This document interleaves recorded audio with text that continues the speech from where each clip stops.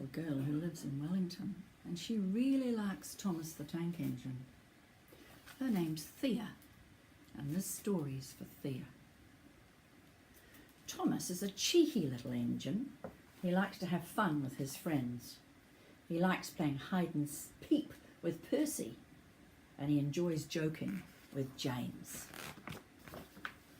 One day Thomas was fitted with a new whistle. It was so good and it was so loud. Thomas thought it was the most wonderful whistle in the world. So Thomas puffed into the wharf, pulling a train of empty trucks behind him.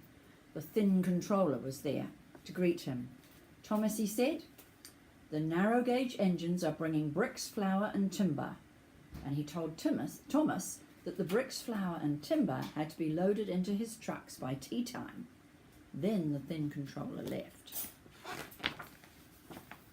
Thomas was very happy to have such an important job, and he whistled very loudly and made the other trains jump. Thomas thought it was very funny. "That was fun," said Thomas. He wanted to play more jokes on his friends. Later that day, Rusty puffed into the wharf. The bricks were to be unloaded into Thomas's trucks. Thomas rolled up behind Rusty. The little engines held their puff as Thomas blew his new whistle. Peep! Rusty jumped and biffed into his trucks. Suddenly, he was covered in red dust.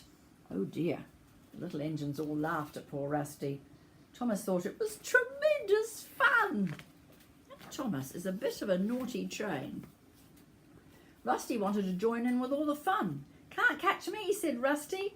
Thomas puffed along beside him as everyone laughed. They were having so much fun they forgot about unloading the bricks. Thomas had another idea. "Sir Handel will be arriving with the trucks of flour soon. Why don't we all go peep peep at him?" The little engines thought it was a very exciting idea, and they all found hiding places in the warehouse. And when Sir Handel puffed into the wharf, there was no one to be seen. "Now," said Thomas, and blew his whistle as loudly as he could. From their hiding places, the little engines blew their whistles. Peep, peep!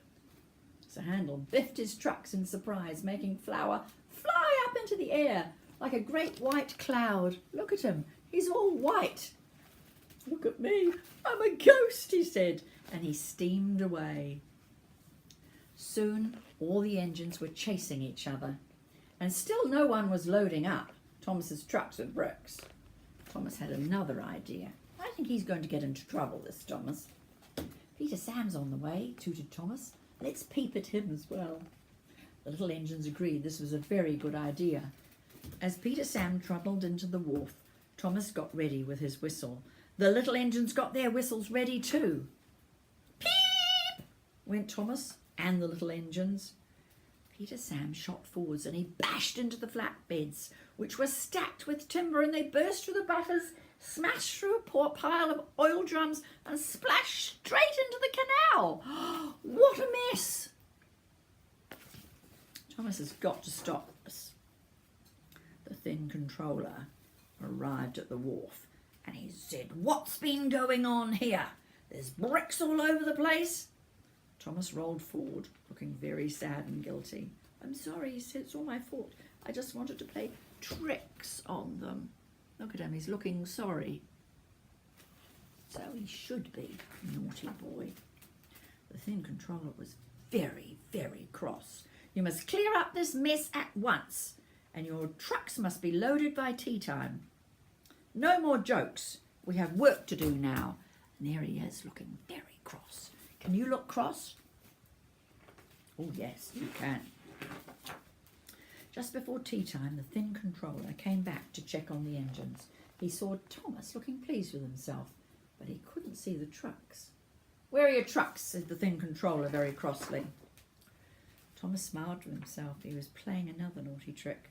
He puffed forward slowly so the thin controller could see the trucks, which were full of bricks, flour and timber. Thomas had